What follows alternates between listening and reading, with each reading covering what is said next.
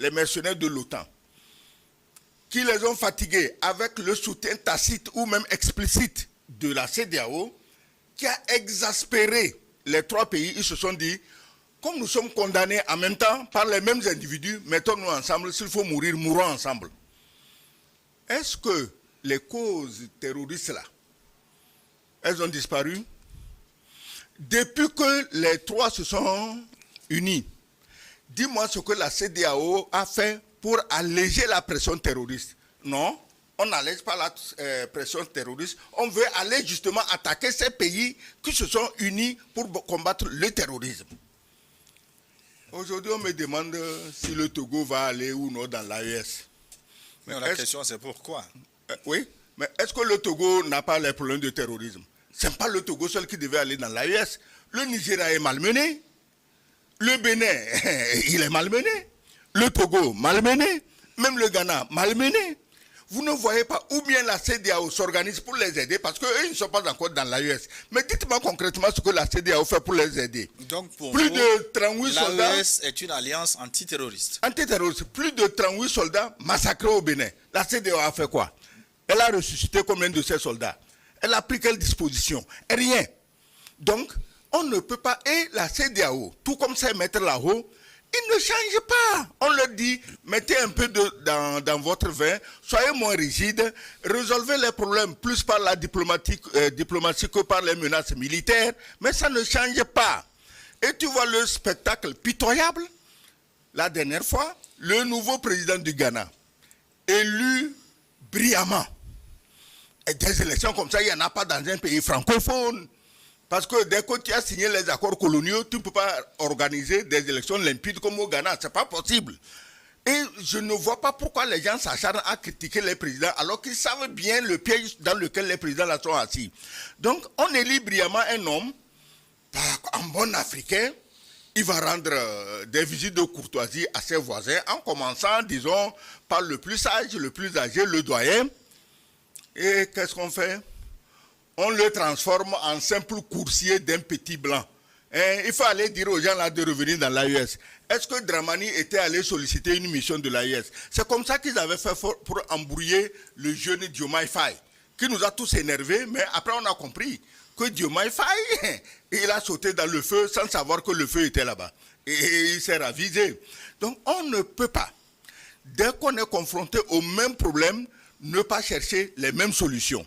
Maintenant, si le Togo doit rentrer dans l'AES ou non, mais personnellement, pour moi, c'est une question de bon sens. Parce qu'on doit lutter contre les dangers communs qui nous menacent. On ne peut pas compter sur la CEDEAO. On massacre les gens au Togo, la CEDEAO ne fait rien, elle ne dit rien. On les massacre au Bénin, elle ne fait rien, elle ne dit rien. On les massacre au Nigeria, la CEDEAO ne fait rien, elle ne dit rien. Comment voulez-vous continuer à vous accrocher à ces gens-là qui n'ont de soucis que de défendre l'intérêt de la France en Afrique?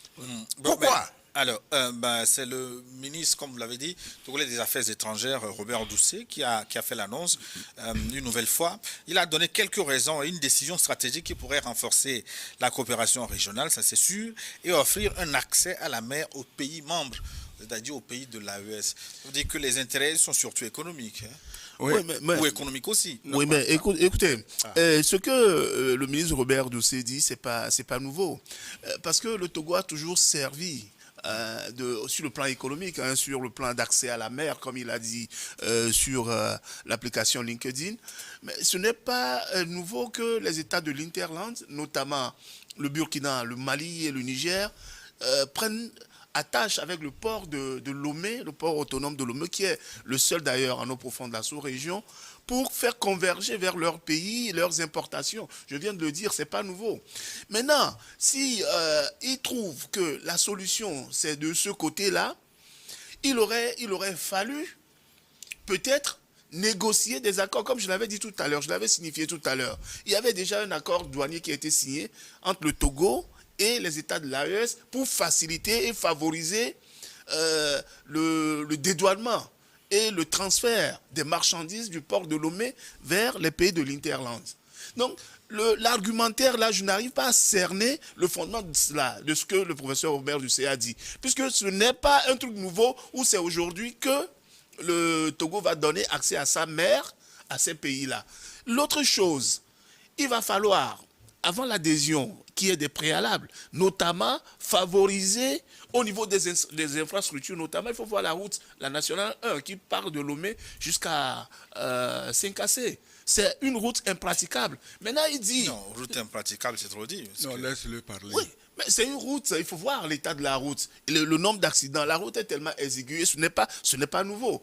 Gilles, je suis sûr et certain que toi-même tu empruntes cette route-là, c'est la nationale 1. Et depuis 2020, ou bien avant, il avait été dit que la nationale sera dédoublée.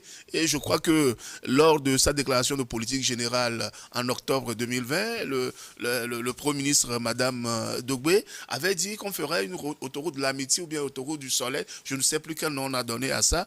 Mais depuis là, les travaux n'ont même pas encore commencé. Donc si on veut partir du plan économique, il faudra, en dehors du port sec qu'on a construit à Déticopé, il va falloir quand même favoriser l'écoulement des marchandises à travers des infrastructures. On nous a parlé même d'un chemin de fer qui devrait relier Lomé à Saint-Cassé. Donc, le professeur Doucet, je crois que son annonce sur le plan économique, je crois que ce n'est pas très très fin. C'est pas très très fin, étant donné que les conditions pour qu'il y ait des conditions maximales d'accès à notre mer ne sont pas encore réunies. Non, mais sur ce point-là, je ne vois pas, comment on va dire, je ne perçois pas clairement, parce qu'au sein de l'AES même, c'est en ce moment-là qu'ils sont en train de faire des projets pour faire des autoroutes, Ouagadougou, Bamako, Niamey. Ça veut dire que... C'est-à-dire que moi, je suis sidéré quand j'entends certaines choses. Si le ministre Doucet donne un caractère économique, c'est-à-dire qu'une raison économique. Pas seulement. Oui, parmi d'autres raisons, une raison économique. Mais tout ça, c'est dans le feu de l'action. Le ministre Doucet ne savait pas, il y a 2 ou 3 ans, que les pays côtiers de la CEDEAO vont se liguer un jour contre les pays du Sahel. Il ne savait pas. Nous sommes tous dans le feu de l'action. Oui, mais il a pris cette décision-là, il a dit ça seulement il y a à peine une semaine. Oui, oui, donc ça veut dire que les pays, l'AES a été créé, maintenant ça fait des mois. Oui, mais il devrait faire une analyse sur le sein de la situation avant de faire cette déclaration sur le plan économique. Maintenant, dénoncer la mauvaise qualité de la route Lomé-Dapao, en réalité, ce n'est pas une question de on est où on n'est pas dans l'AES qui va nous mener à dénoncer cette route, puisque nous la pratiquons nous-mêmes matin, midi, soir. Elle est mauvaise sur certaines portions qu'on est d'ailleurs en train de réhabiliter graduellement. Naturellement, moi j'aurais souhaité que du jour au lendemain, tout soit parfait de Aouda jusqu'à Dapao, parce que maintenant c'est à partir de Aouda que vous avez une route infernale. Donc, ils vont la réhabiliter. Je ne suis pas ici pour défendre le gouvernement. Je ne suis pas Premier ministre, je ne suis même pas député. Ce n'est pas ça mon problème. Mais je dis ceci.